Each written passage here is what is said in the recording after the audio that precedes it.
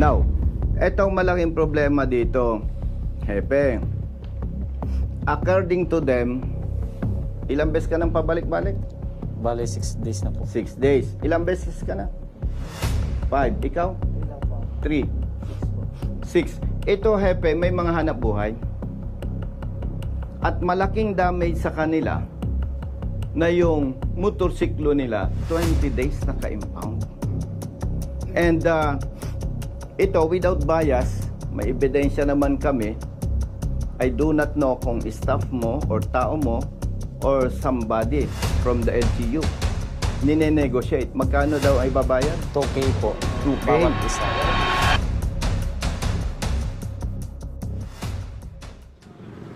Nandiyan si Hepe ng Poso. Sa Poso ka ba? Sa CDR po kami.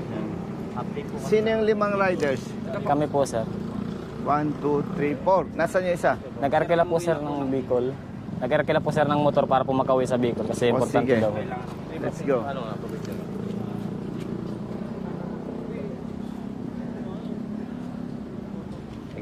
Let's go, let's go. Brothers! Bawal pangit cellphone. Hindi ako nagpapapicture sa pangit cellphone, ha? Hindi. Parang mga ilang beses na ito eh. Thank you. Lagi ako nagpapapidyo kay sir pag napunta dito. Thank you. Thank you, brother. Umuwi na kayo, Pasko Sir, kayo na. dalawa, sir, bibigay ko dun siya sa namin. Sir. Thank you. City disaster ang office. Kayo, 24 oras, oh. Palitan lang po. Kahit holiday, ano? Yes, sir. Okay, thank you. Sige po, sir. Thank you po. Brothers, come on. Patingin ng ticket nyo.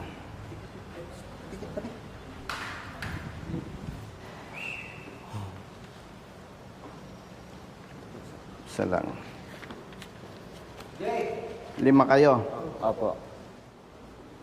Ano itong nakasulat na 1,500? Yun na po yung babayaran dapat namin. Sir, Ang kwento ninyo, nagiinuman kayo doon sa lugar. Opo. Tama? Opo, aminado po kami dun sa Aminado kayo. ginagawa namin. Nadatnan kayo ng enforcer, sinuli kayo. Opo, pinuntahan po kami, diretso na po, hiningihan kami ng ORCR, then license. Then Tapos ticket na po sinabi, agad. reckless driving, driving under the influence of liquor. Ano pa? Dito po, sir, naglagay po sila dito, sir, ng overspeeding. Overspeeding. Ay, nagiinuman kayo, di ba? Opo. Ba, Nakaparking po yung mga motor namin sa taas ng nako. gate. Ako, 100% Brother Matt, naniniwala sa kanila. Dahil mismong post ng hepe ng traffic, Brother Matt, tumutugma sa statement nitong mga riders. Tapos kung December 3 kayo nahuli na impound ang motorsiklo, ngayon ay December 23. 20 days na. May tanong, naghahanap buhay? Opo. Saan? Sa Rayonan Electric Philippines So, Corporation. 20 days ka nang naperwisyo, wala kang motor. Opo.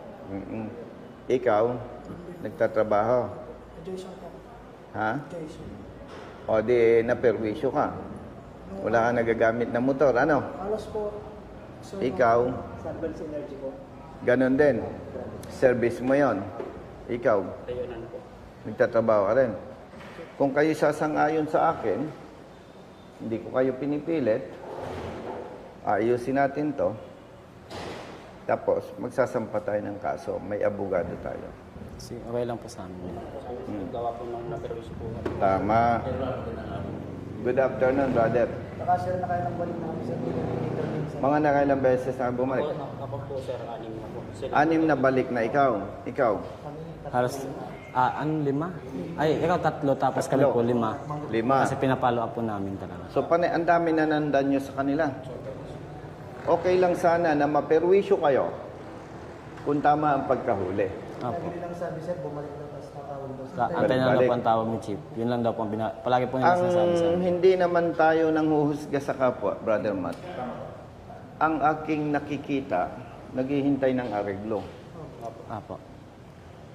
May nagsabi ba sa'yo, nag-message na ganito na lang bayaran mo? Meron ba? Meron po. Nandun na rin Meron? po yung evidence namin. Sa'yo, magkano ang hinihingi? Lahat po kami tag-2K. Tigto 2,000. Isang, Tapos, isang okay number na. lang po ang kinontak nila, tapos magsabi na lang daw po. Saan po yung nang Sa kanya po unang tumawag po. Sandito Tapos pa nga po, nag-text po. May tawag pa. Una po tumawag. Na-record mo. Hindi po kasi di naman po alam niya na yun Ito, po. may number siya. Ay, tama yan. Very good. Tapos ito po sir nakapangalan, Taga-munisipyo daw po siya. Pero nung tinanong po namin sir, hindi po kilala. Hindi, pwedeng yan ay asset nung Oso. nandito sa enforcement unit. Kasi kung hindi sila kasali dyan sa anomalya na yan, di dapat nirelease na yung motor ninyo. At sinasabing may mumultang 1.5, ipagpalagay kung naniniwala silang tama, Brother Matt, yung kanilang ginagawa. Dapat hindi na inabot ng 23 days, 20 days. Oo nga po. Yun po ang binabalik Dapat po namin. binayaran na yung multa, na-release na. Opo. At hindi naman namin kayo tutulungan kung tama ang kanilang ginagawa laban sa inyo. Yung isang nga po namin sir, kasama ng... Nag-arkila na po ng motor Magkano? pa Macau. Kasama po yung 11,500. down payment. Makauwi lang po. Kung hindi ko gawa po ng kailangan. Kailangan yan, may resibo siya, sabihin Meron mo. naman po. Magdidemanda tayo kasi. Kasi pag pinayagan natin ang mali, mauulit-ulit, kawaawa ang biktima. Malinaw yon ha? Wala naman kayo dapat ikatakot. Dito tayo, sir. Dito tayo. Good afternoon. Kumusta? Good afternoon po. Ito, sasamahan ko lang. Upo mo na. Opo kayo, riders. Unahin mo muna si ano? Si boss. Thank you, brother. Yes, sir. Yes, sir. Maganda nandito si Kap. Sa ano, nakita tayo sa Manong. Oy, si. Nagko-picture ako sa Parang mas bata ka pa sa akin. Mas natatandaan mo eh. nga pa. No?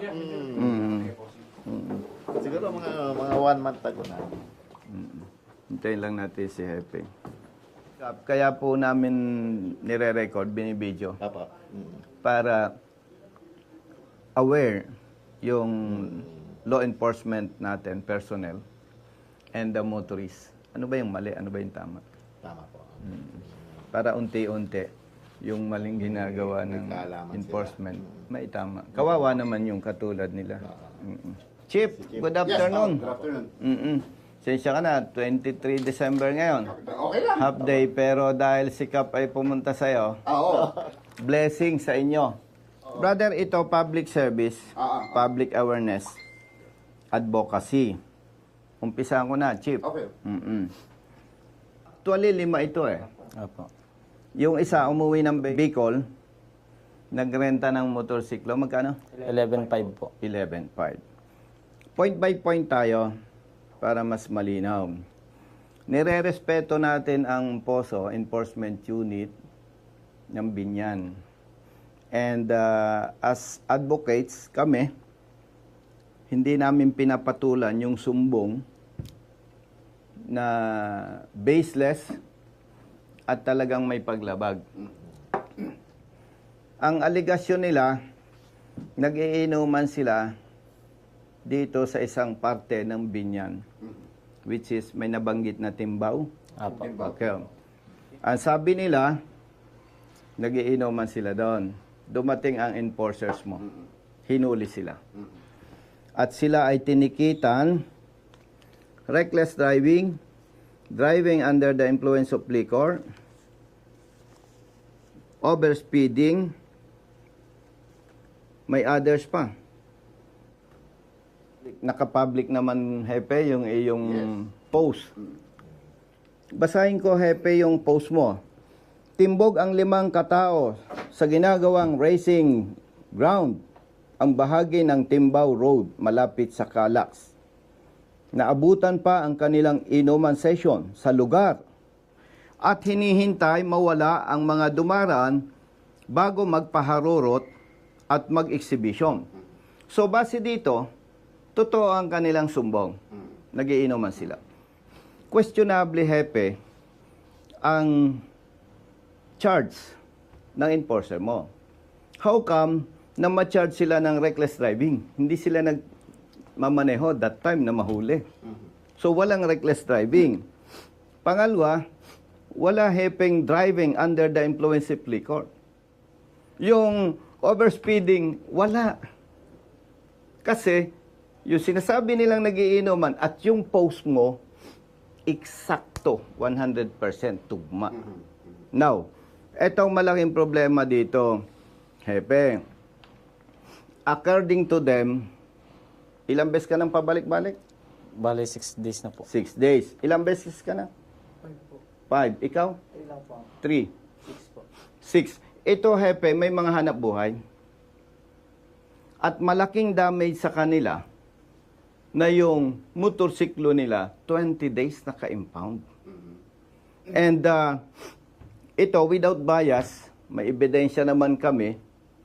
I do not know kung staff mo or tao mo or somebody from the LGU nine-negotiate. Magkano daw ay babayad? 2K po. 2K. Bawat isa. Walang negotiation. Siyempre, bawal yun. Brother, may ebidensya kami. Hindi tayo pwedeng magsalita Correct. ng para lang makapanira. And pag pinagbangga-bangga mo, Hepe, yung insidente, talagang may masamang motibo. Bakit? Ipagpalagay, Hepe, tama ang apprehension ng tao mo. Di dapat unang balik pa lang nila o magbayad ka, 1.5. So, we are here with respect sa iyo. Siguro magkakaintindihan tayo na yung allegation nila at yung post mo, totoo, na walang reckless driving, walang driving under the influence, walang overspeeding, walang other violation. Dahil nung nahuli sila, nagiinuman. Sa pagpapatupad ng batas, hindi pwede tayong mag-assume, hindi pwedeng mag-speculate. Halip sa ngalan ng public service at ng tamang pagpapatupad ng batas, dapat i-release itong motorsiklo nila. Colonel, unang-una, ganito yan. Unang-una, yung allegation kasi nila, kasi pare-pareho tayong wala doon sa situation, di ba? Yung tama naman yung sa'yo na dapat kapag meron tayong dapat patunayan, sa ngalan ng paglalahad ng tamang ebidensya, dapat yan ay merong mga footage, merong patunay para sa pagbalanse natin. Kasi yung pinagmulan yan, Colonel, para lang sa clarification, talagang may tips there. Naiintindihan ko dahil dati akong pulis. Pwedeng sabihin natin na totoong sila drug racers. Correct. Pero yung narrative nila at narrative mo, hindi papasa ito. Are you saying na chismis lang yung post mo? Kasi pag sinabi mo, Hepe, na, ay sir, sorry, we have to conduct investigation. Kasi sabi ng mga bata ko, nakasampa sila sa motorsiklo, tumatakbo ng mahuli. Kailangan magpakalalaki ka, Hepe, bawiin mo ito. Yung pagdating kasi sa narrative ng story, gaya ng sinabi ko sa iyo, nakita nyo naman, plain ang aking post. Ang post ko ay hindi pwedeng pasinungalingan kasi nasa gobyerno tayo eh. Ang ibig ko sabihin dyan, Colonel, ganito kasi yun, may tip, kaya nagkanda. Ang pagkakamali dyan ng tao, kung meron talagang pagkakamali, unang-una, na-quote by the act. Yun yung karugtong na sasabihin ko. Karugtong, kasi may tip eh. Yung sinasabi nila, tugman-tugma sa Tama. statement mo eh. Tama.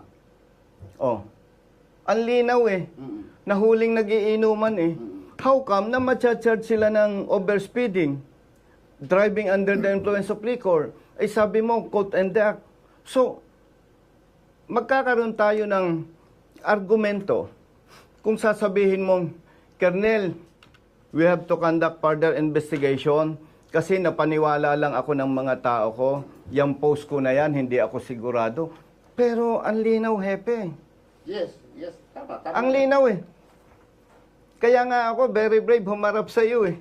Correct. Dahil yung statement nila, pinagtibay ng statement mo. Oh. So with that, 100% ako naniniwala lahat ng violations sinards mali. Kaya dapat i-release ang motorsiklo nila with respect to your sir. office. At dapat talaga, sir, naka-release na yan. Lumalabas, tumitibay yung aligasyon na may nagne-negotiate sa kanila. Yun Why? Kung walang negotiation, the first day pa lang punta nila, release na ang motor. O iho, bayaran mo ito. Hindi Oh. pwede ang negotiation. Sino ang nag-negotiate sa inyo? May number lang po tumawag muna po sa kanya. Tsaka po doon na po May number, umabot pero hindi muna natin ilalabas. Apo. Kasi Yun ang mali. may gagawin pa tayong kasunod. Kawaawa naman sila. And ako, hepe, kilala mo ko. Kung mali, mali. Kung tama, tama. Kasi wala naman akong mukhang ihaharap sa'yo kung parang binabarako kita. Dahil mali naman talaga na babarakuhin kita. Wala sa prinsipyo natin yon. Ang ikinakasakit lang ng kalooban ko, kawawa yung mga ganitong tao. Actually, Colonel, to be honest, hindi ko alam na hindi pa nare-release yan. Ang sabi ko talaga, Colonel, sa tao ko, lahat ng nakakompromise, alisin nyo na magpapasko. May burden sa damdamin ng mga yan. Hahabulin namin yung danyos doon sa mga riders, especially yung umuwi ng Bicol. Nagrenta ng motor, 11,000. And our intention here is to correct yung maling ginagawa ng tao natin. Katulad niyan, kawawa itong mga to. Kaya bumili ng motorsiklo, inconvenience sa kanila yung mag-commute. Itong ticket talaga, last ako ang touch nito. Last touch ko to para pirmahan yan. Kasi ang ginagawa ko dito, Colonel, lalo na kapag katulad niyan, ini-inform natin saan galing ang buhay, anong background niyan, dinidiscountan ko pa yan. Kahit na siyempre, hindi Actually, salamat sa nabanggit mo. Pero pag ako ito at tanungin, kaya naghihirap tayong mga Pilipino malambot.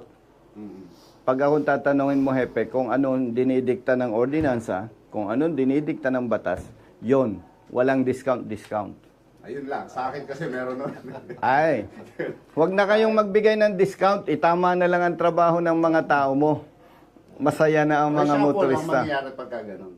Going back, hindi naman kita oobligahin kasi wala ako sa posisyon na magdikta.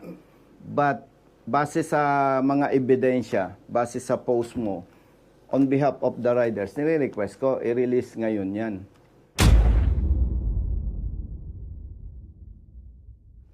Ito na yun. Wala. Wala na, inano ko na talaga lahat yung... Wala na. Tinawagan ko na rin po yung nasa impounding. Sige, sige. Nakatimbre na daw. Thank you. Sige. So, ayan, ang Colonel. Paul Namoro. Namomoro ka yata. Alan Raimundo. Aljun po. Aljun. Okay. Raimundo. Judel. Palaminate nyo na. Peter Dimesa. Saan, sir? Itong kay Edgar. Yun yung sa wala. Sinong kukuha? Siya na lang. Sige. Pasalamat kay Hepe. Maraming salamat po, Chief. Supposedly, wala ka na dito sa office. Pero nandito ka.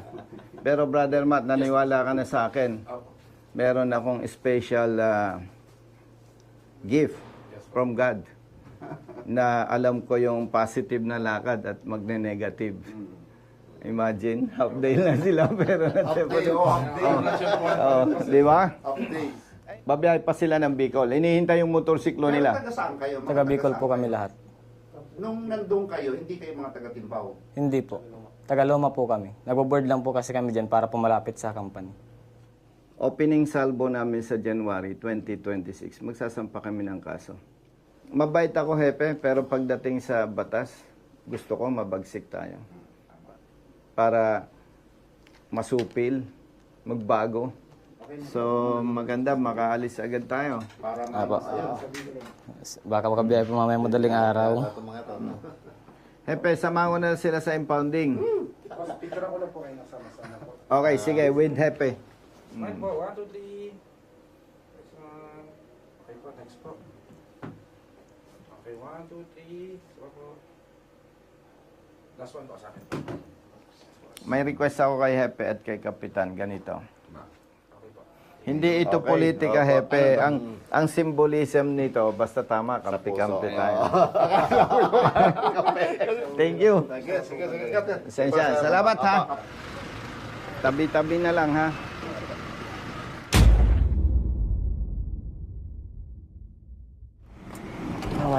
May Baba kayo.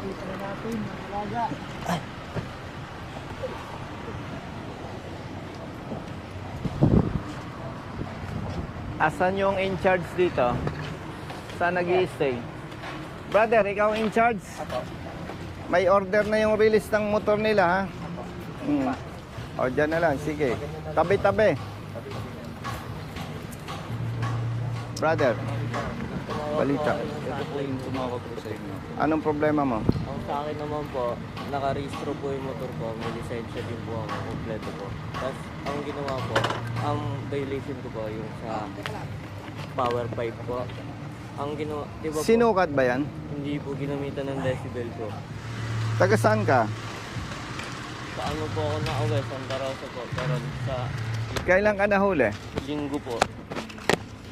Nung kinakausap ko po yung naniket, ba't po nila i-impound, dapat po ticket lang. Ah. Tapos kung sakaling mali po yung pipe, dahil yung pipe lang po. O, tama. Hindi po nila po ako kinausap, tumalikod lang po, tapos impound daw po talaga. Bilisan nyo at mainit. Brother, kumusta? 1, 2, 3, smile po. Okay po. Okay. Cellphone nyo, kuya. Next po, next. Sa cellphone na lang po, paso-paso na lang tayo. 1, 2, 3. Okay po, next po. 1, 2, 3. Okay po, next po. 1, 2, 3. Brother, yung dalawang babalik mamaya, ha? Okay, thank you. Isa pa, baka mawala. Isa kasi akong cellphone kaya bumalik. Isa pa. Boss ko to.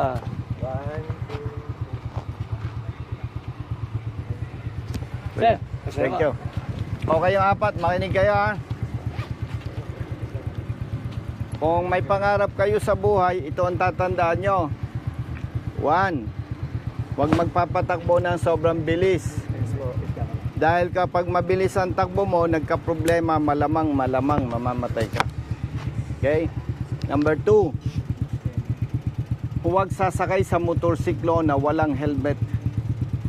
Dahil kapag wala kang helmet, maayos ang takbo mo, nasabitan ka na ibang sasakyan, natumba, mas matigas ang semento kaysa ating ulo. Kaya kapag wala kang helmet, nagmumotorsiklo ka, pwedeng buhay ka ngayon, bukas mamamatay ka. Malinaw. Pangatlo, ang ating opisina 24 oras bukas. Isa lang ang pamantayan, ha? Basta tama, kampi-kampi tayo. Malinaw? O sige, mag-ingat lagi. Maligayang Pasko, brother. Merry Christmas. Okay. Sige. Balikan agad yun sa tropa, ha? Okay. Liga. Inimpound ng bata mo yung motorsiklo niya at allegedly open muffler. Parang wala naman tayong ordinansang ganon.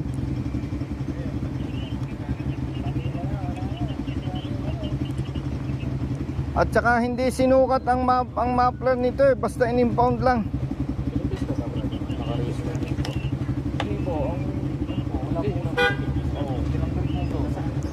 Ay, oo. Paano nga i-advise natin dito? Kawawa naman to. Hindi pwede hulihin yan, hindi pwede i-impound yan kung may lisensya yan eh. Kaya nga, Hindi pwede. Hindi Ay, pwede yan. nandito hepe, naka-impound na. Papuntahin ko sa office mo at ipa-Christmas natin yung release ng motor. Kawawa naman. Magbibigay ako ng instruction sa kay admin ko. Papatawagin ko dyan sa impounding. Okay, itong rider mag-stay lang dito sa impounding. Tama ba? Yes kong. Antayin lang ang tawag ni admin. Okay, hepe, maraming salamat. Okay, kong. Okay, bye-bye. Kausap ko si hepe. Mali ang ginawa ng huli dito. Sinasabing loud pipe, hindi naman sinukat ang muffler. Pangalawa, brother, walang ordinansa na nag-uutos kapag may problema sa muffler, impound. May lisensya naman siya. Ngayon, kausap ko na si hepe.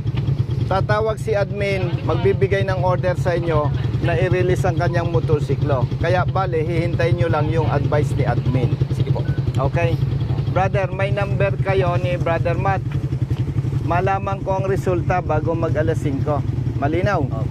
Mayroon akong verbal request sa inyo, ha. Pag may utos si admin, i-release ang motorsiklo, kailangan nakasapatos ang magmamaneho. Tapos may helmet sila pareho. Okay? Yung bang muffler nila saan napunta? Confiscated ako sa office. Nasa office. Oh brother, mali yung ginawa sa inyo. Hindi sinukat ang sound level ng motorsiklo. Okay? Kaya malinaw, mali ang pagkahuli sa inyo. Ikalawa, in-impound ang motorsiklo. Kaya after Christmas, pupunta kayo sa opisina ng Hepe ng Poso Binyan, i-claim natin yung muffler. Bakit? Kasi mali ang huli. Malinaw? Okay? So, kumuha ka ng, kung ikaw magmamaneo, may lisensya ka. Magsapatos ka, kumuha kayo ng 2 helmet. May verbal request ako sa 2. Hindi ko kasi pwedeng utusan dahil hindi ko naman sila tao. Kailangan marirelease ang motorsiklo nyo, may helmet kayo, at bilang ikaw ang magmamaneo, nakasapatos. Okay? O sige. Brother, hintayin nyo lang tawag ni Hepe ha. Salamat. Okay. Okay, okay. Andun pala. O, ingat ha. Brother, thank you.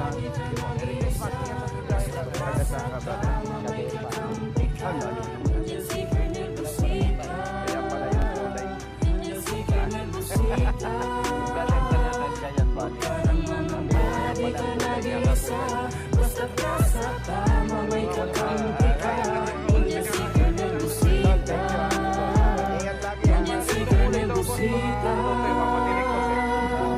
Bilat sa init, minsa'y basa din ng ulan. Pawis na gumuguhit sa mismo ring katawan. Kadalasang sumisingit, pagod nararamdaman. Ngunit diretso sa pagpihit, kumalaman ng tiyan. Bawat daan ng masikip, pinipilit malusutan. Marating lang ang lugar na dapat kong puntahan. Maihatid ang pagkain, serbisyong nakalaan. Para sa mga taong kailangan kong pagsilbihan. Napili ko